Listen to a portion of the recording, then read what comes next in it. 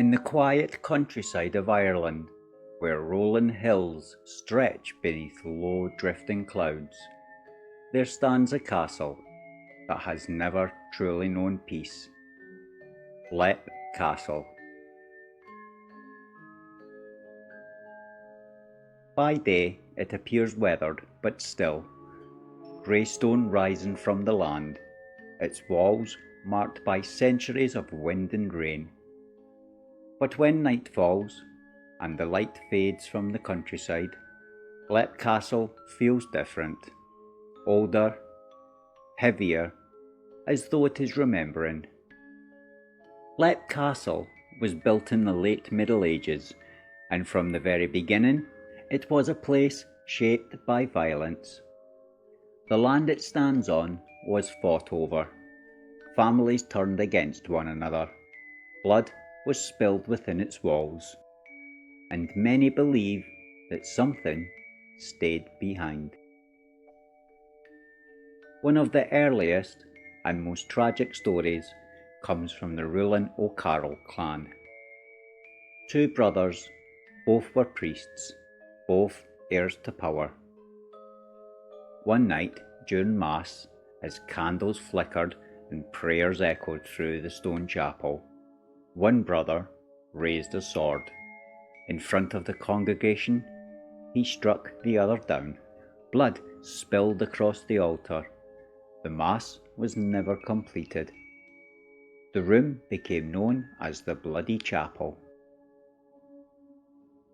To this day, visitors speak of a crushing sense of unease when standing there. Some say the air feels thick.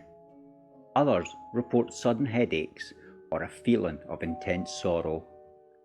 A few claim to smell blood, fresh and metallic, though the stones are dry. But the Bloody Chapel is not the darkest secret held by Oubliette Castle.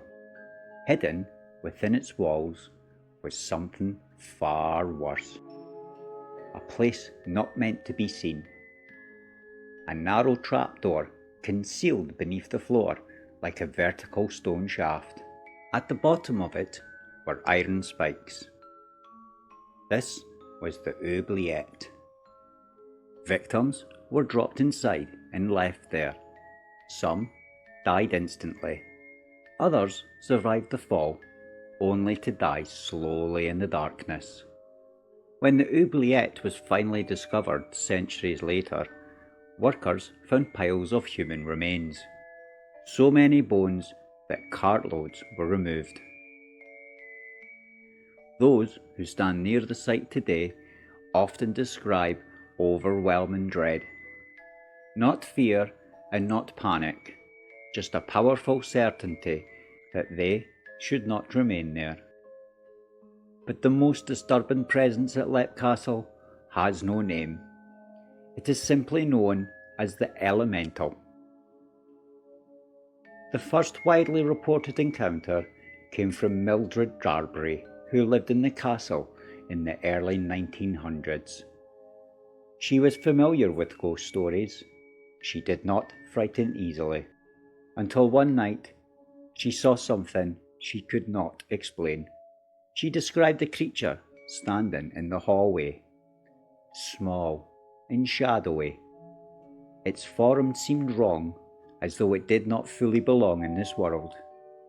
It had dark, hollow eyes, and a smell surrounded it, powerful stench of decay, as though something long dead had suddenly come alive. Darby fled the room in terror. She later said the experience left her shaken for days, and she was not the last. Visitors over the years have described the same presence, a sudden, overwhelming sense of dread, a pressure in the chest, a smell that appears without warning and vanishes just as quickly. Some say they feel watched. Others feel touched. One man reported standing in a stone room when the temperature dropped sharply. He said it felt as though the air had thickened, making it hard to breathe. Without warning, he collapsed. He had no memory of falling, only waking on the floor, terrified, certain he had not been alone. Another visitor described feeling a hand grip her shoulder, firm and cold. When she turned, there was no one there. People have reported shadows moving along walls, dark shapes that do not match the light, figures seen at the edge of vision that vanish when looked at directly. Several have said they felt sudden, unexplainable rage when inside the castle, anger that did not feel like their own, as though the stone itself was pressing emotion into them. Modern owners of the castle have spoken openly about their experiences, doors opening on their own, footsteps moving through empty rooms, voices heard calling out when no one else was present. One owner reported waking in the night to the sound of breathing, slow and close. He remained still, too afraid to move, until the sound faded. Others have described the feeling of being pushed, not violently but deliberately, as though something wanted them to leave. Even those who do not believe in ghosts often say the same thing. Lep Castle feels wrong. The air feels heavy. Time feels distorted. Silence presses in. Some believe the castle stands on ancient land, older than the structure itself, that the violence merely awakened what was already there.